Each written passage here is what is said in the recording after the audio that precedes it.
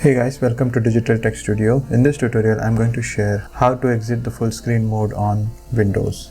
So let's say suppose you are playing a video in a full screen. So in order to exit the full screen, what you can do is you can simply go and press escape command on your keyboard, which would automatically close that window.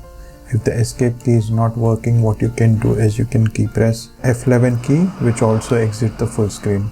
If it still doesn't, then you can also use the Windows and page down button or down button, which would minimize the entire application.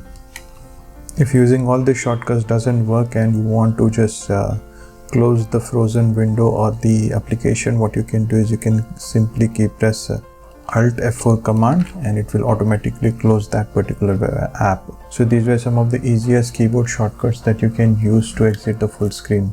I hope you find this video helpful. Please hit the like button and subscribe if you haven't already. Thank you for watching. See you in the next one.